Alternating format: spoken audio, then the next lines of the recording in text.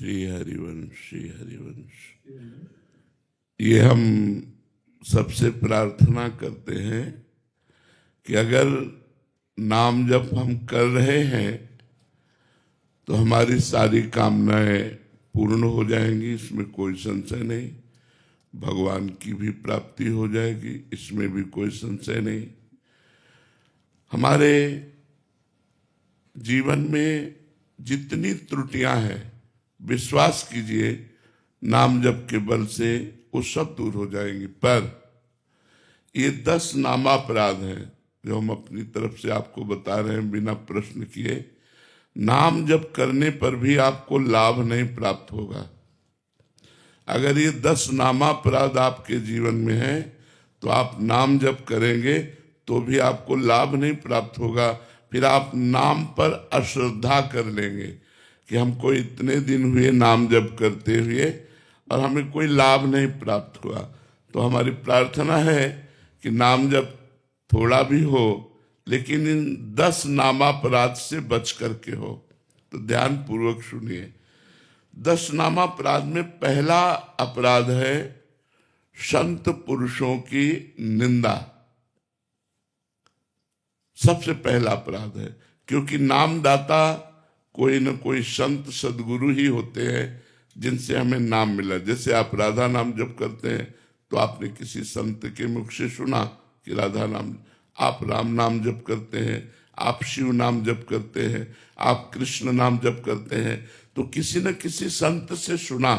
यदि नाम जपते हुए आप किसी भी संत की निंदा करेंगे तो वो नामापराध आपके ऊपर लागू हो जाएगा और वो नाम आपको फल नहीं प्रदान कर पाएगा।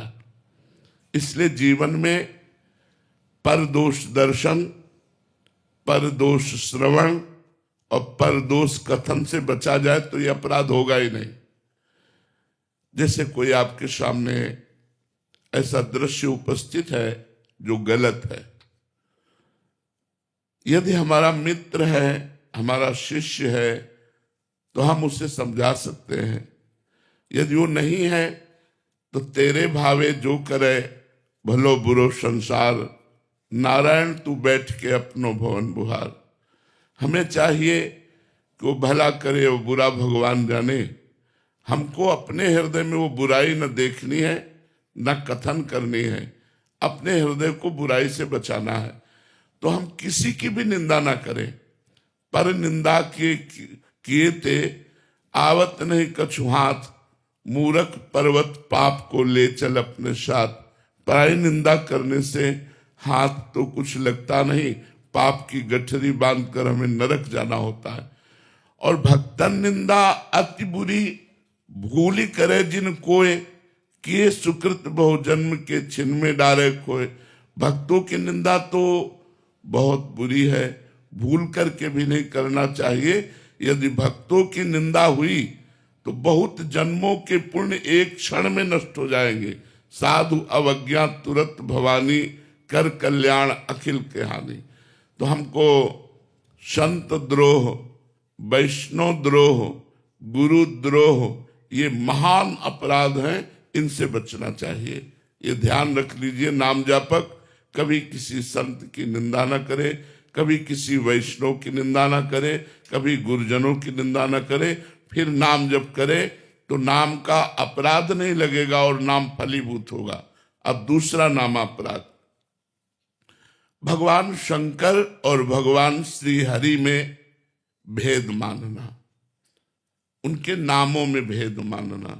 जैसे एक प्रसंग आता है रामचरितमानस में, काकभूषुंड जी अपने पूर्व के जीवन चरित्र का वर्णन करते हैं कि मैं एक ब्राह्मण बालक था, अवध में जन्मा था, पर भगवान शंकर के चरणों में मेरी बड़ी प्रीति थी।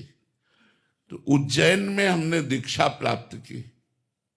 गुरुजी बहुत उच्च कोटि के महान ज्ञानी संत थे और भगवत प्रेमी भी थे, तो उन्होंने हमें शंकर मंत्र ही दिया, पर वो हरि की बड़ाई करते थे। तुमने गुरुजी से द्रोह हो गया, ऐसा नहीं होना चाहिए। उसका परिणाम क्या हुआ कि गुरु से उपेक्षा होने लगी, गुरु अश्रद्धा होने लगी। तो गुरु जी आए और उन्होंने उठकर प्रणाम नहीं किया। ये भारी अपराध है। गुरु के सामने पहुंचने पर सर झुक जाना चाहिए, और हो सके तो पंचांग प्रणाम करना चाहिए, और हो सके तो साष्टांग प्रणाम करना चाहिए। गुरु साक्षात परब्रह्म। तो उन्होंने कि क्या गुरु जी को प्रणाम करना, उन्होंने प्रणाम नहीं किया। उसी समय भगवान शंकर असंतुष्ट हो गए। जिनका वो अनन्य था, जिनका मंत्र जप करता था, उन्होंने ही आकाशवाणी हुई कि अरे दुष्ट, अजगर के जैसा बैठा रहा, तेरे गुरुदेव पधारे और तो उठ करके प्रणाम नहीं किया। जब मैं शाप देता हूं 1000 बार अजगर योनि को प्राप्त हो, 1000 जन्म तुझे अजगर योनि के प्राप्त हो। अब तो गुरुजी ने जब ये आकाशवाणी सुनी तो करुणा से विकल हो गए कि ये बेचारा अज्ञानी जीव कितना भारी कष्ट प्राप्त करेगा। तो नमामि शमीशान निर्वाण रूपम, इस स्तोत्र का गायन किया। जब गुरुजी ने हृदय भरकर भगवान शिव की प्रार्थना की तो भगवान शिव प्रसन्न हो गए और कहा, तेरे गुरु की करुणा देख करके साप तो दिया वो अमोघ है, पर तेरा जो जन्म मरण होगा बहुत जल्दी जल्दी हो जाएगा, और जन्म मरण में जो दुख होता है वो तुझे नहीं होगा, और मेरे प्रताप से अब अविचल राम भक्ति तेरे हृदय में जागृत होगी। तो ये दूसरा नामापराध है, भगवान शिव और श्री हरि में भेद करना, भगवान शिव और श्री हरि के नाम में भेद करना। आजकल लोग समझते नहीं हैं। कुछ वैष्णव शैव की निंदा करते हैं, कुछ शैव वैष्णवों की निंदा करते हैं, और दोनों परमार्थ से अपने आप को खाली कर देते हैं। जो शैव होकर वैष्णवों की निंदा करेगा, जो वैष्णव होकर शैव की निंदा करेगा, वो दोनों अपने परमार्थ से भ्रष्ट हो जाएंगे। इसलिए ये दूसरा नामापराध, भगवान शिव और भगवान श्री हरि में भेद न करना, उनके नाम में भेद न करना। तीसरा, नामदाता गुरु का कभी भी किसी भी तरह से अपमान न करना। हमारा सर्वस्व गुरुदेव का है, तन मन धन प्राण सर्वस्व गुरुदेव के है। हम गुरुदेव को कभी अपमानित न करें, गुरुदेव को कभी नीचा न दिखाएं, गुरुदेव को कभी हम ऐसे अपशब्द न कहें, उनकी अवज्ञा न करें। अगर अवज्ञा करेंगे तो चाहे जितना नाम जप कर लें, हमें भगवत प्राप्ति नहीं होगी। क्योंकि मोक्ष मूलम गुरु कृपा। गुरु यदि प्रसन्न हृदय से होकर के, शिष्य के किसी आचरण से प्रसन्न होकर के, मान लो गुरु के द्वारा कोई ऐसा कार्य हो गया और आपने अपने गुरुदेव के प्रति कि ये तो मेरे प्रभु हैं, और बिल्कुल शांत रहे, तो गुरुदेव जान रहे हैं कि मैंने प्रतिकूलता की, मैंने अपराध किया, और वो हृदय से जब आशीर्वाद देंगे तो निश्चित भगवत प्राप्ति हो जाएगी। मोक्ष मूलम गुरु कृपा, मोक्ष का मूल गुरुदेव की कृपा है। एक बार श्री देवर्षि नारद जी वैकुंठ पहुंचे, थोड़ी देर भगवान के पास बैठे रहे, उठ के चले तो एक भगवत पार्षद ने वहां जल छिड़क करके ऐसे पोछा लगाया, और नारद जी तुरंत वापस आ गए भगवान से कोई बात पूछने के लिए। तो देखा जहां वो बैठे थे वहां पोछा लग रहा है। देवर्षि नारद जी ने कहा, प्रभु जहां हम बैठे थे वहां पोछा लग रहा है इसका। तो बोले, आप निगुड़ा हो, अभी गुरु नहीं बनाया। मेरे भजन के प्रताप से मेरी प्राप्ति तो हो गई, लेकिन आप अभी परम पवित्र नहीं हुए क्योंकि गुरुदेव का वरण नहीं किया। ऐसा कई प्रसंग महाभागवतों के आते हैं। देवर्षि नारद जी ने कहा, प्रभु तो आप ही बता दीजिए मैं गुरु किसको बनाऊं। तो उन्होंने कहा, कल प्रातः काल ब्रह्म मुहूर्त में जिसके पहले दर्शन हो जाए उसी को गुरु बना लेना। भगवान ने ऐसी लीला की कि प्रातः काल बहंगी टांगे हुए उसमें पानी भरने के लिए जो कहार जाता है, वही रूप धारण करके भगवान पहला दर्शन किया। उनके मन में क्षोभ हुआ, यार क्या इनको गुरु क्या। दूसरे दिन भगवान के पास पहुंचे, भगवान ने कहा, गुरु दर्शन हुए? बोले, गुरु दर्शन तो नहीं हुए, कहार के दर्शन हुए जो पानी भरने वाला। बोले, गुरु की जाति पर दृष्टि रखी, गुरु की क्रिया पर दृष्टि रखी, जाओ मैं तुम्हें शाप देता हूं, 84 लाख योनियों को बार बार भोगो, जन्मों मरो। तो देवर्षि नारद जी चरणों में गिर गए और कहा, प्रभु मेरा निस्तार कैसे होगा? तो उनका उन्हीं गुरुदेव से पूछो जाकर। तो दोबारा जब वहां गए तो वही गुरुदेव पानी भरते हुए दिखाई दिए, गए, साष्टांग दंडवत हुए और उन्होंने पूरी घटना बताई और कहा, मेरी दृष्टि आपके प्रति दोषमयी हो गई थी, तो भगवान ने मुझे शाप दे दिया 84 लाख योनियों में बार बार जन्मने मरने का। प्रभु मैं कैसे इससे मुक्त हूं? तो देवर्षि नारद जी को गुरुदेव ने कैसे मुक्त किया? ऐसे अंगुली से भूमि में एक घेरा बनाया, 84 बिंदु बनाए, बोले इनमें लौट जाओ। लौट गए, बोले जाओ 84 लाख योनियों से मुक्त हो गए। गुरु कृपा एक क्षण में 84 लाख योनियों से मुक्त कर दिया। तो गुरु द्रोह नहीं होना चाहिए। अगर हमने अपने जीवन में गुरुदेव बनाया है तो हम इतने सहनशील हों, इतने उदार हों कि कोई छोटी मोटी बात भी पड़ जाए तो अपने गुरुदेव के चरणों की तरफ ही देखें, हम कभी उनको अपमानित न करें, उनसे द्रोह न करें। यदि हम गुरु द्रोह करेंगे तो हम चाहे जितना भजन कर लें, हमारा मंगल नहीं हो सकता, हमें शांति प्राप्त नहीं हो सकती, हमें भगवत प्राप्ति नहीं हो सकती। चौथा, किसी भी शास्त्र की निंदा न करें।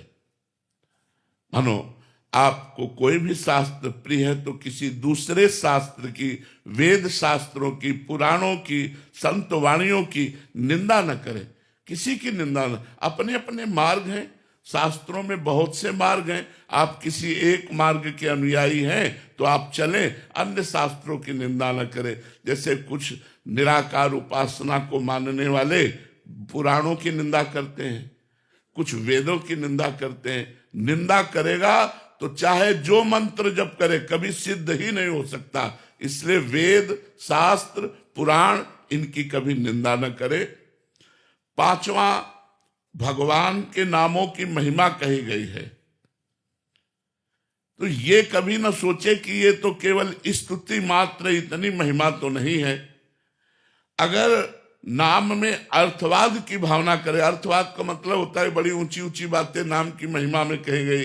जैसे अपने लोग जब वर्णन करते हैं, नाम के समान कोई तीर्थ नहीं, नाम के समान कोई पुण्य नहीं, नाम के समान कोई ज्ञान नहीं, नाम के समान कोई धर्म नहीं, नाम के समान नाम ही है, नाम से बढ़कर कुछ नहीं है।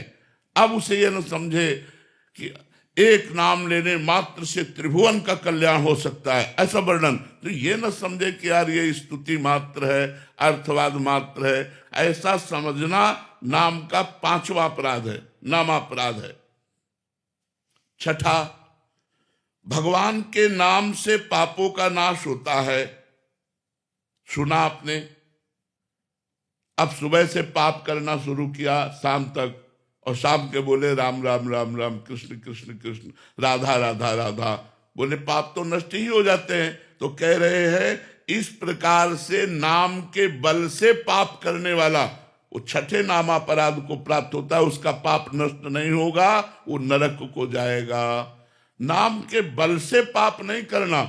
हमसे पाप हो गए तो नाम सब पापों का नाश कर देगा, पक्की बात है। लेकिन ये सोचकर कि ये मैं पाप करूंगा और शाम के नाम जप कर लूंगा तो मेरा पाप नष्ट हो जाएगा, तो नाम के बल से पाप करना ये छठा नामापराध है। सातवां, जैसा अभी वर्णन किया, नाम के समान केवल नाम है, न कोई यज्ञ है, न कोई तप है, न कोई दान है, न कोई व्रत है। एक आदमी नाम जप कर रहा है, एक आदमी यज्ञ कर रहा है, तो जो नाम जप कर रहा है वो परम पद को प्राप्त होगा। जो यज्ञ कर रहा है वो बहुत से बहुत स्वर्ग लोक को जाएगा, बहुत से बहुत तप लोक को जाएगा। जो तपस्या कर रहा है वो तप लोक, जो दान कर रहा है स्वर्ग लोक, जो व्रत कर रहा है वो स्वर्ग लोक, लेकिन जो नाम जप कर रहा है वो भगवान को प्राप्त होगा। देखो जैसे अंतिम समय अपने पुत्र नारायण को पुकारा, ना कि भगवान को, नारायण, उसी समय भगवत पार्षद आ गए और अजामिल को परम पद की प्राप्ति हुई। तो कह रहे नाम के बराबर कुछ न समझना। यज्ञ, दान, तप, व्रत जितने भी हैं वो सब नाम से छोटे हैं, नाम सबसे बड़ा, यहां तक कि भगवान से भी बड़ा भगवान का नाम। तो नाम की बराबरी करना किसी से, ये सातवां नामापराध है। 8वां, पैसे के लोभ से किसी को नाम का उपदेश करना, और जबरदस्ती वो नहीं चाह रहा फिर भी उसको दीक्षा दे देना। नाम ना सुनने वाले अश्रद्धालु को नाम का उपदेश करना ये ठीक नहीं बनता।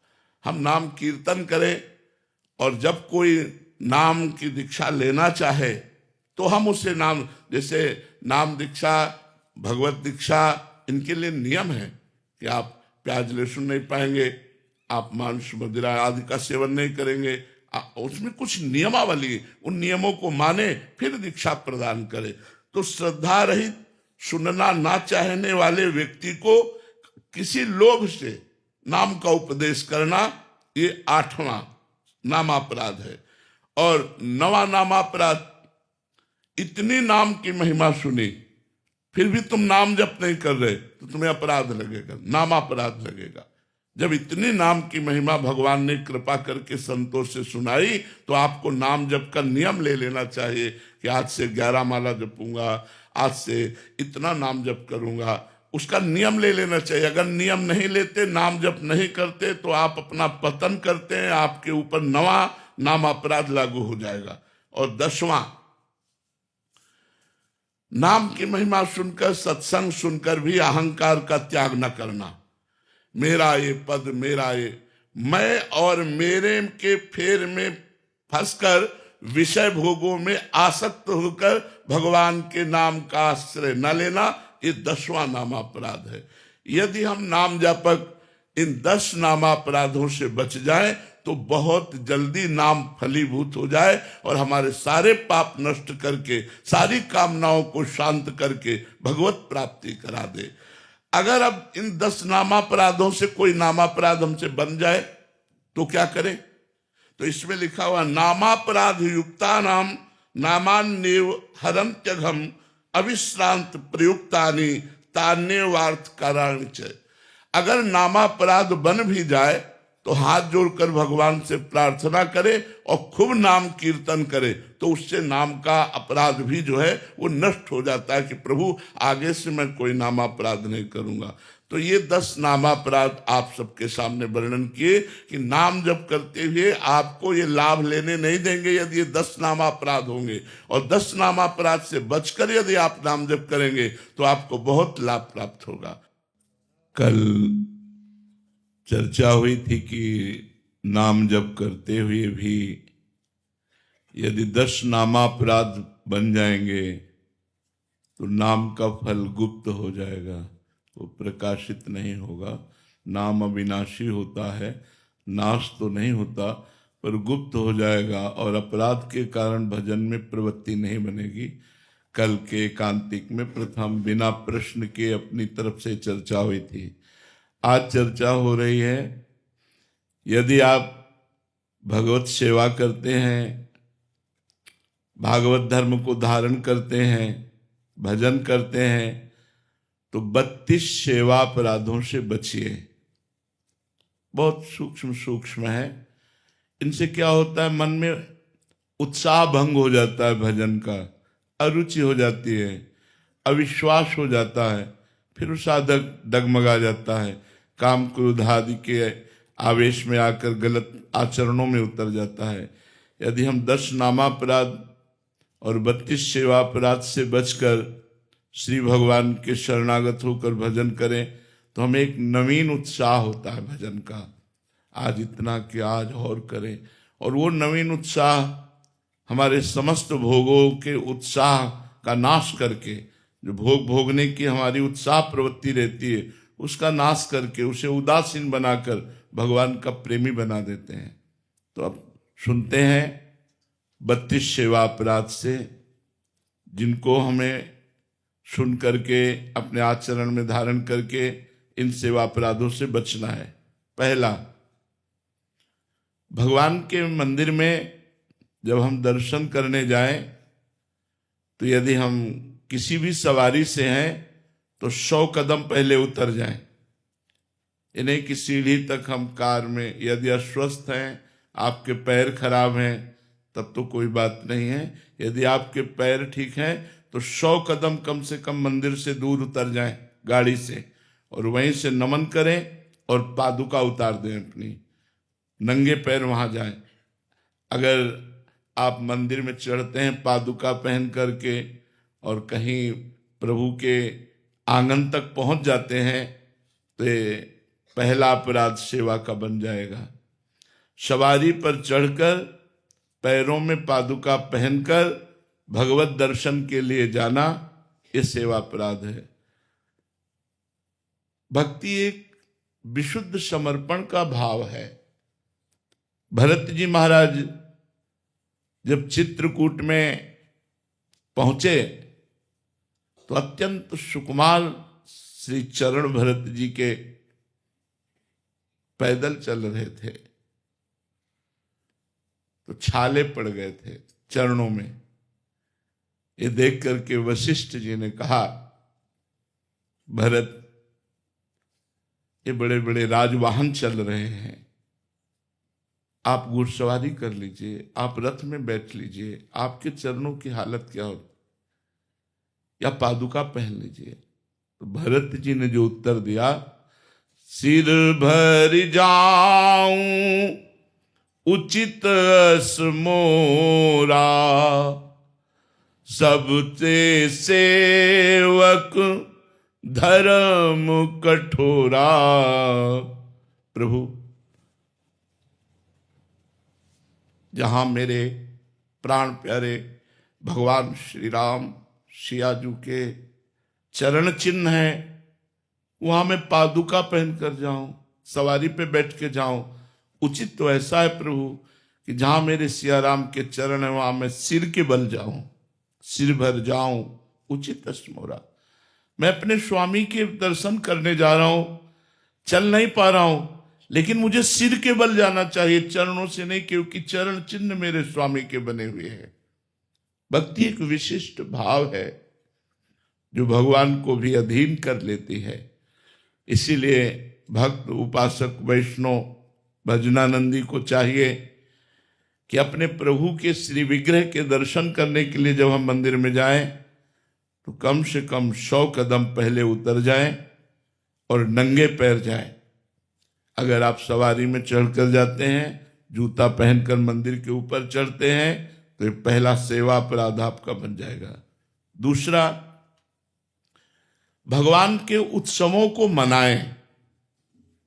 हमारे सनातन धर्म में उत्सवों का बड़ा महत्व है, उससे कृपा की प्राप्ति होती है।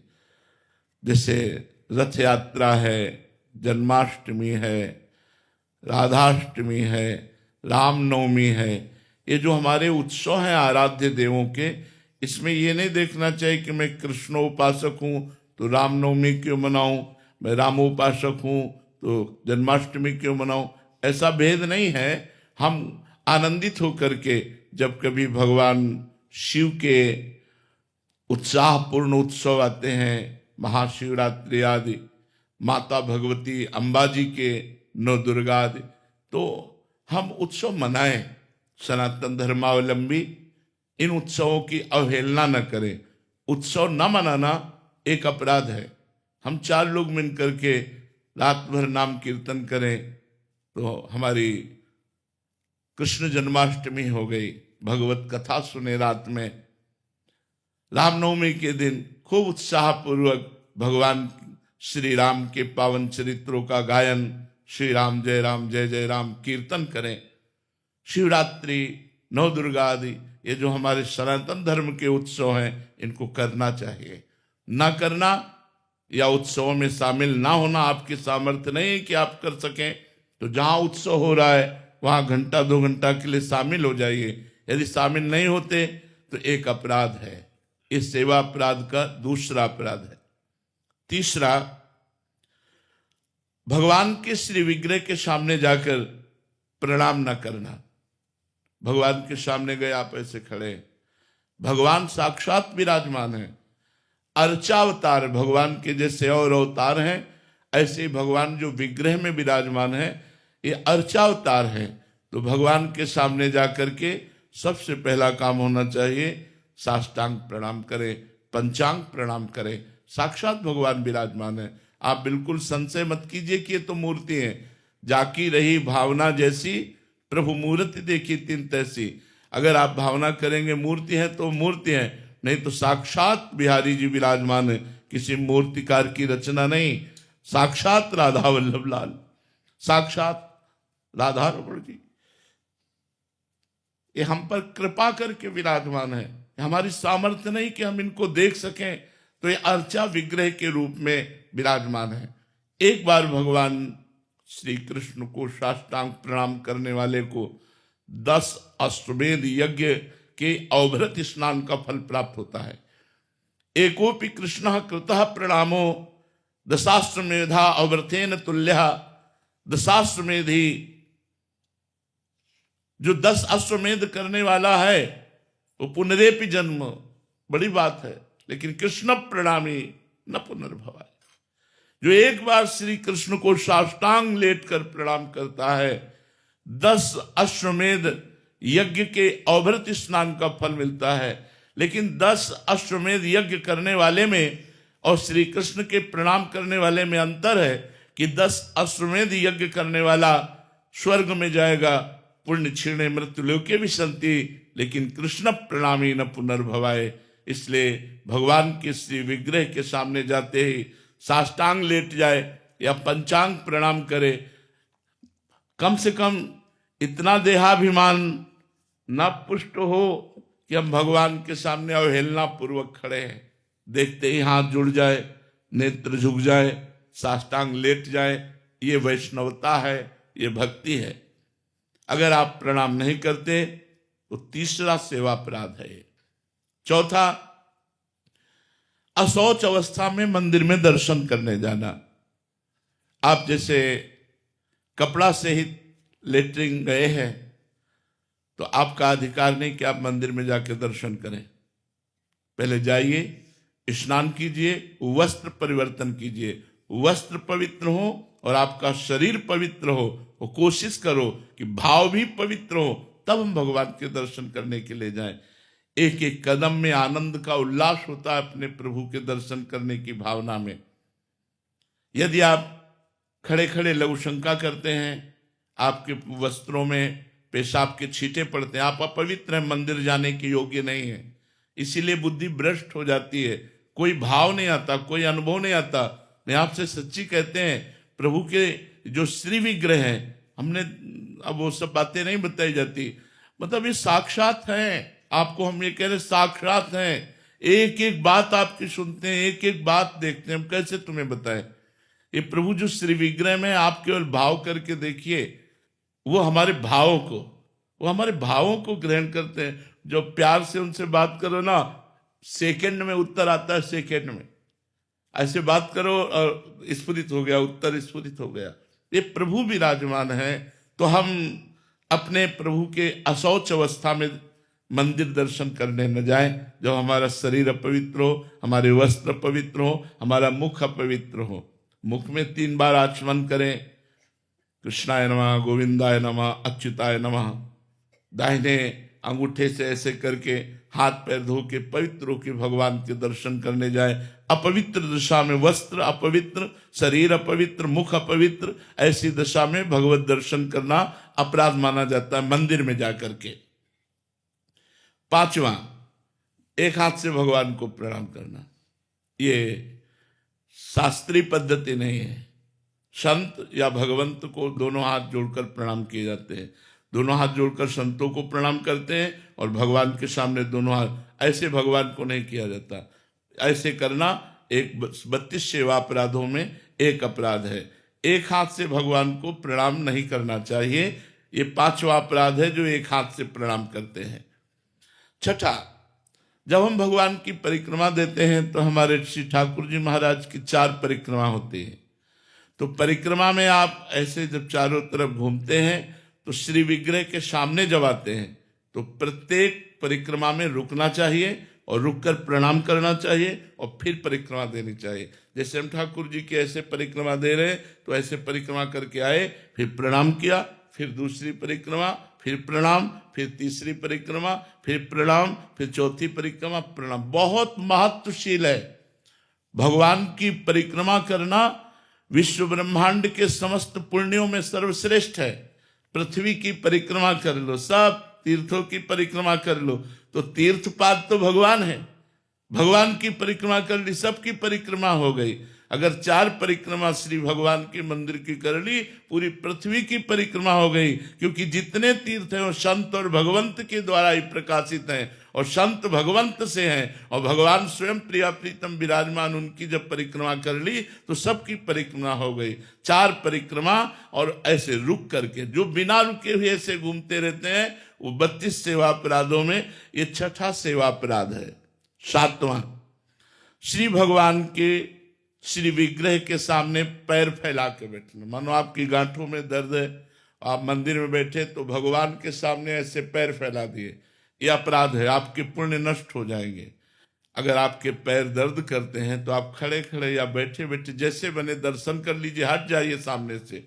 उनके सामने ऐसे जो नहीं जानते हैं वो और पैर ऐसे सामने फैला दिए, वो अपराध है। भगवान के श्री विग्रह के सामने ऐसे पैर करके फैलाना, ये 32 सेवा अपराधों में 7वां सेवा अपराध है। 8वां, भगवान के श्री विग्रह के सामने घुटने लपेट कर हाथों से बांध कर बैठना। ऐसे जो घुटने ऐसे कर लेते हैं ना लोग, ऐसे ऐसे वो 32 सेवा अपराधों में 8वां। यही सब हमारी बुद्धि को भ्रष्ट कर देते हैं। बोले मंदिर गए लेकिन कोई लाभ नहीं ले पाए, तो ये सावधानियां हैं। 9वां, श्री भगवान के श्री विग्रह के सामने बैठ गए और जपना चाहिए मंत्र धीरे धीरे। आलस्य, प्रमाद, सोना। अगर आप श्री विग्रह के सामने सो रहे हैं तो आपका अपराध बन रहा है। मत सो, 1 सेकेंड भले ही दर्शन करो, निकल जाओ मंदिर से, तो अपराध तो नहीं बनेगा, 1 सेकेंड के दर्शन का तो लाभ मिलेगा। 10वां, श्री भगवान के श्री विग्रह के सामने कुछ भी पाना, जैसे आपको कुछ भी मिला तो विग्रह के सामने से हट जाइए और फिर प्रणाम करके, प्रसाद है जो भी, चरणामृत है जो भी, वो सामने से हट जाइए। उनको देखते हुए ऐसे सामने ऐसे नहीं पाना, जो भी मिला है सामने से हट जाइए, एकांत होकर पा लीजिए, हाथ प्रक्षालन कीजिए, फिर दर्शन के लिए आ जाइए। 11वां, भगवान के विग्रह के सामने झूठ बोलना कभी नहीं। एक तो वहां बात ही ना करे, अगले में आएगा, लेकिन भगवान के सामने कभी, और गुरुदेव के सामने, ये 2 जगह कभी झूठ नहीं बोलना चाहिए। महत अपराध है। हमें चाहे जितना बड़ा दंड मिले, यदि हमने गलती की है तो अब की है, अब चाहे मुझे क्षमा कर दो चाहे दंड दो, वैसे तो कहीं झूठ नहीं बोलना चाहिए। पर अगर कहीं हमसे झूठ बोल जाता है तो हम जब भगवत आराधना करते हैं तो भस्म हो जाता है। लेकिन भगवान के सामने अगर हम झूठ बोले मंदिर में, गांव में भी किसी बात का प्रमाण लिया जाता था तो बोला जाता था आप मंदिर में चढ़ के बोल दो, हम मान जाएंगे। तो अगर मंदिर में आप हैं तो झूठ कदापि मत बोलिएगा, इतना ध्यान रखिएगा, नहीं वो अपराध बन जाएगा। भगवान के श्री विग्रह के सामने झूठ बोलना। 12वां, श्री भगवान के श्री विग्रह के सामने किसी को जोर से पुकारना, ऐसे नहीं, क्योंकि सरकार विराजमान है। अगर किसी को भी बुलाना है तो सामने से हट जाइए और उसको छू कर बुलाइए, या धीरे से उसको स्पर्श करके कोई बात कहनी। आवाज जोर दे करके मंदिर में नहीं, आवाज जोर दे करके बुलाना भगवान की अवहेलना होती है, वो अपराध बनता है। भगवान के श्री विग्रह के सामने आपस में प्रपंच की बात करना। 13वां, अब बैठे हैं बातचीत कर रहे हैं, भगवान के श्री विग्रह के सामने पंखा चल रहा है बड़ा आराम से, और भगवान के श्री विग्रह के सामने व्यर्थ की, गांव की, रिश्ते नातों की, आने जाने की, प्रपंच की बातें कर रहे हैं, ये अपराध है। भगवान के सामने बैठकर अगर कुछ करना है तो पद गायन करो, भगवान की महिमा। आज देखो ठाकुर जी कैसी सुंदर पोशाक पहने, आज उनके चरणों में पायल कितने सुंदर है, उन्हीं की शोभा का वर्णन करो, प्रपंच की बात नहीं। या तो मौन होकर नाम जप करो और या तो भगवान की चर्चा करो। हमें लगता है मौन रहकर नाम जप करना सर्वोत्तम बात रहेगी। श्री भगवान के श्री विग्रह के सामने चिल्ला चिल्ला कर उलूल जुलूल बात करना, बेमतलब ऐसे ऐसा वैसा ऐसा, मंदिर में बहुत सावधान। 15वां, श्री भगवान के श्री विग्रह के सामने किसी को दंड देना। मान लो आपकी जेब ही काट ली है, आपकी जेब काट ली, माना उस आदमी को पकड़ लिया, ठाकुर जी के सामने दंड नहीं देना है, इतनी मर्यादा रखनी। और 16वां, श्री भगवान के श्री विग्रह के सामने किसी को पीड़ा भरे कट वचन बोलना, मतलब गाली गलौज, ऐसे गंदे वचन बोलना, या ऐसा शापित वाली बात करना, ऐसा कुछ भी बोलना, या श्री भगवान के श्री विग्रह के सामने किसी पर कृपा करना। नहीं, सरकार विराजमान है, वो मान लो कोई कह रहा है कुछ भी वो प्रभु विराजमान, उनसे बात करो, इस समय चुप रहो, शांत। श्री भगवान के श्री विग्रह के सामने निष्ठुरता भरा व्यवहार करना। 19वां, श्री भगवान के श्री विग्रह के सामने कंबल ओढ़ करके जाना। सर्दी का समय है तो मानो एक लोई एक चादर ऐसे डाल लिया, वहां मार कंबल ओढ़कर भगवान के सामने जाना निषेध करता है, शास्त्र निषेध करता है। श्री भगवान के श्री विग्रह के सामने किसी की निंदा करने लगना। भगवान के विग्रह के सामने मौन बहुत जरूरी है। जब आप दर्शन करने जाए तो सीधे आंख मिलाया और दर्शन करते रहो, आंख नीचे किया, मंदिर से बाहर, बच गए, कोई अपराध नहीं लगेगा। श्री भगवान के श्री विग्रह के सामने किसी को स्तुति भरे वचनों से बोलने रहना। अरे भाई आप क्या गाते हैं, आप बहुत ऐसा वैसा बातचीत करने लगे, उसकी बड़ाई करने लगे। स्तुति का मतलब होता है किसी की बड़ाई करना, वो दोष है। श्री भगवान के सामने अश्लील शब्द बोलना। श्री भगवान के श्री विग्रह के सामने अधोवायु छोड़ना। अब जैसे ये एक शारीरिक प्रक्रिया है, आप मंदिर में हैं, आपको अधोवायु का मतलब समझ रहे ना, तो उस वायु को जब वेग आता है तो कहीं भी वो छोड़ देता है ना, तो भगवान के श्री विग्रह के सामने नहीं, सीधे निकलो मंदिर से बाहर, यानी श्री भगवान के श्री विग्रह के सामने छोड़ दिया तो 32 सेवा अपराधों में है श्री विग्रह के सामने अधोवायु का त्याग करना। और 24वां, शक्ति रहते हुए भगवान की साधारण वस्तुओं से सेवा करना। जैसे आपके पास खूब भगवान ने दिया है तो उत्तम उत्तम भोग लगाइए, उत्तम पोशाक पहनाइए, उत्तम आभूषण पहनाइए। ऐसा नहीं कि आप खा रहे हो हलवा और चाय और पकौड़ी और भगवान के सामने चिरौरी रख दिया, ये ठीक नहीं है। प्राय लोग इस बात को नहीं समझते हैं, चिरौरी बिस्कुट ये भगवान के सामने और आप गरम गरम हलवा पकौड़ी खा रहे। नहीं भाई, पहले गरम गरम बने ठाकुर जी के सामने अर्पित करो। तो उत्तम उत्तम पदार्थों से, उत्तम उत्तम पोशाक आभूषणों से श्री ठाकुर जी की सेवा करनी चाहिए। 25वां, भगवान को निवेदन किए बिना अगर आप जल भी पीते हैं तो आपके सुकृतों का नाश होता है। गीता में भगवान ने कहा मुझे अर्पित किए हुए बिना जो भोजन पाता है वो पाप पाता है। तो कोशिश करो भगवान को भोग लगा करके ही पाओ अपने घर में जो ठाकुर है।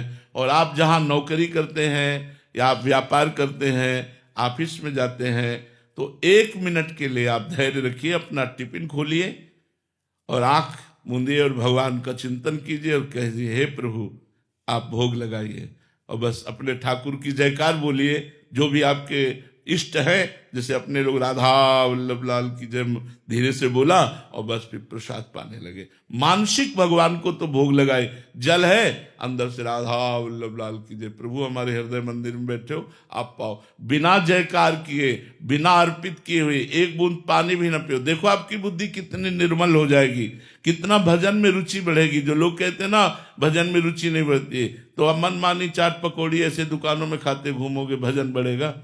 बिना भगवान को अर्पित के हम कह देखो तुम्हारा मन है आज हम, चलो ठीक है आप ले लो, मान लो वही दुकान पे खाना है, आंख मूंदिए और भाव में आए कि हे प्रभु मेरा मन, मतलब आप गोलगप्पा पाना चाहते, राधा राधा राधा वल्लभ लाल की जय, हर गोलगप्पा में राधा बोलिए और पवाइए, देखो आपकी बुद्धि शुद्ध रहेगी, बुद्धि भ्रष्ट नहीं होगी। ऐसे तो फिर मनमानी करने से बुद्धि अपवित्र हो जाती है।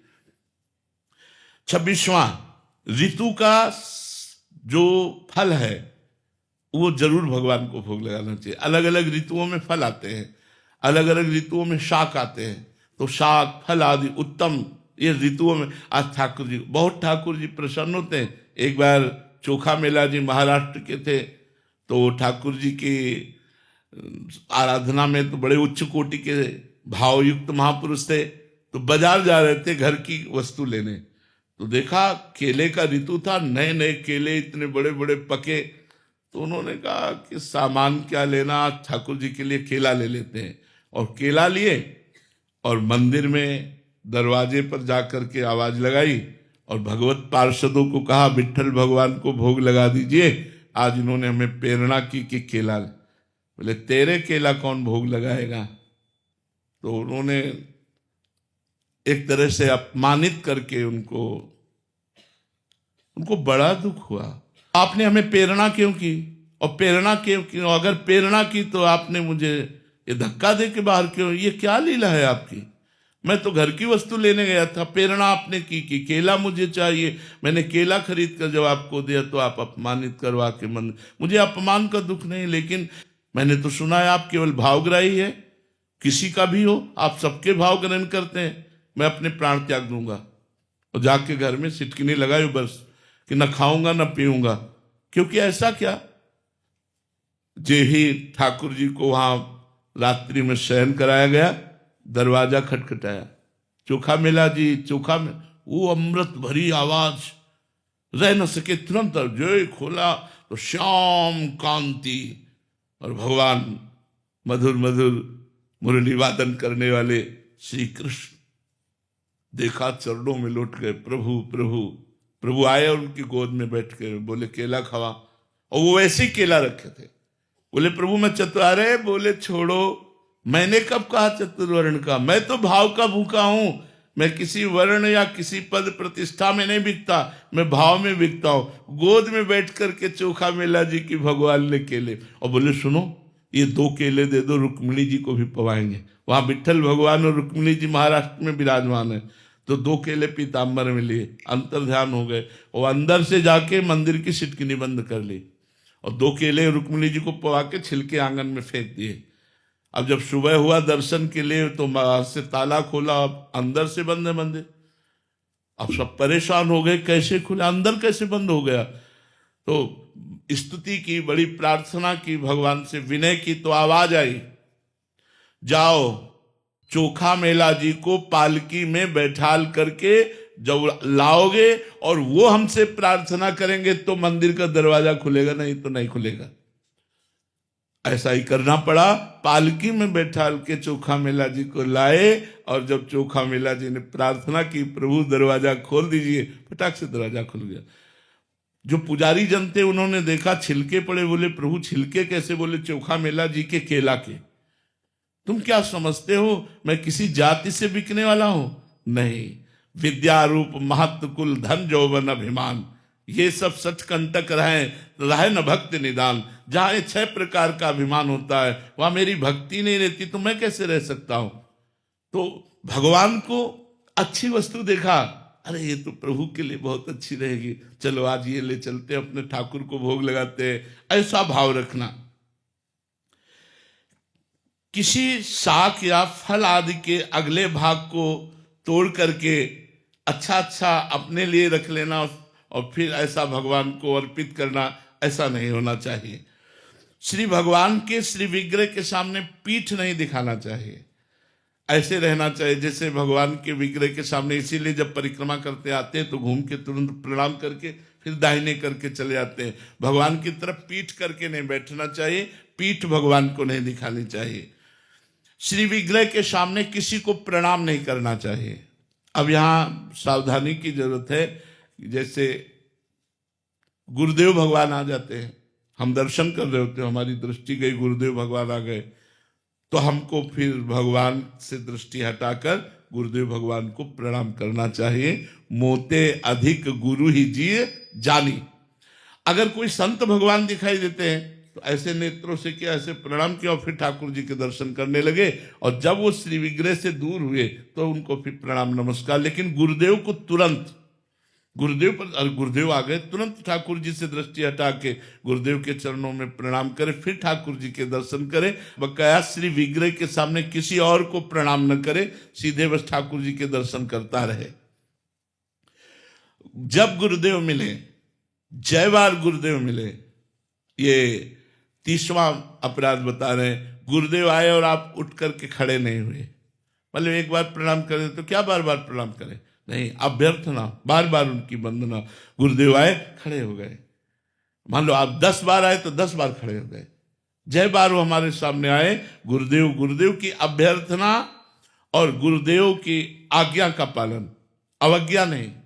जो आज्ञा हो गई, बड़ा फल है आज्ञा पालन में, पर कभी कभी गुरुदेव की बड़ी प्रतिकूल आज्ञा हो जाती। जैसे एक बार श्री रामानंदाचार्य जी एक बगीचे में भ्रमण करते हुए पहुंचे, ठाकुर का सिंहासन विराजमान हुआ, वहां समीप पर कुआं था, कुआं से पानी मंगाया तो कुआं के पानी में हल्की सी बदबू थी, क्योंकि उसके ऊपर एक पेड़ की डाल आ रही थी और सारे पत्ते कुएं में जा रहे थे। तो आचार्य चरण ने देखा और बहुत से शिष्य थे, सबसे कहा ये डाल हट जाए तो कुएं का पानी ठाकुर जी की सेवा के लिए ठीक हो जाए, तो पूरा हमें पेड़ नहीं काटना, पूरी हमें डाल नहीं काटनी, हमें उतना ही सिर्फ काटना है जो कुएं के ऊपर है, तो चलो कुल्हाड़ से काटो। तो विज्ञ शिष्य जनों ने कहा जय जय, जो काटेगा वो तो कुएं में चला जाएगा, क्योंकि लंबी डाला ही है।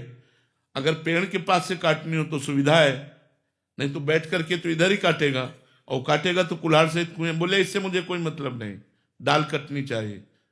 एक खड़ा हुआ कि जीवन तो गुरुदेव के लिए, मर जाऊंगा तो क्या, गुरुदेव की आज्ञा में खड़े। बोले गुरुदेव मैं काटता हूं, हो गए काटा, जो ही काटा सो डाल और कुल्हाड़ और वो सब कुएं में चले गए। अब सबसे और जो शिष्य थे, गुरुदेव गुरुदेव तो कुएं में चले गए। गुरुदेव एकदम निरपेक्ष बैठे हैं। 10 मिनट हो गया, बोले गुरुदेव तो मर गए होंगे, बिल्कुल निरपेक्ष बैठे हैं। थोड़ी देर में नमो नमः, जय हो ऐसे शब्द हुए और कुएं से ऐसे बाहर वो शिष्य आए और आकर गुरुदेव को प्रणाम किया और कहा ये सियाराम जी ने प्रसाद दिया है। तो उनका कहाँ गए थे, 10 मिनट हुए। बोले जे ही कुल्हाड़ से काटकर मैं नीचे गया तो भगवान राम जी के पार्षद मुझे साकेत धाम ले गए और वहां सियाराम जी के दर्शन कराए और सियाराम जी ने आपके लिए प्रसाद भेजा। सब शिष्य सोचने लगे हाय मैंने ये क्यों नहीं किया। काम बहुत प्रतिकूल है, लेकिन ये आज्ञा कि मेरे गुरुदेव की आज्ञा में प्राण दे दूंगा, बस बात बन जाए। तो गुरु की अभ्यर्थना, जय बार गुरुदेव मिले तय बार सर झुकाकर नमस्कार किया और जय बार आवे तय बार खड़े हो गए और उनका कुशल प्रश्न, उनकी आज्ञा का पालन करना, उनका स्तवन करना। यदि हम ऐसा नहीं करते तो ये 30वां अपराध बनता है। 31वां, अपने मुख से भक्तों के बीच में अपनी प्रशंसा करना, अपनी बड़ाई की बात करना, इससे पुण्य नष्ट हो जाते हैं। जो अपनी प्रशंसा करता है, दूसरों की निंदा करता है, उसके सारे सुकृत नष्ट हो जाते हैं। 32वां, किसी भी देवता या किसी भी भगवान की निंदा कानों से न सुनना। ये 32 अपराधों से यदि हम बच जाए तो हमारा भजन और उन्नतिशील हो और बहुत जल्दी भगवत प्राप्ति कराने वाला हो।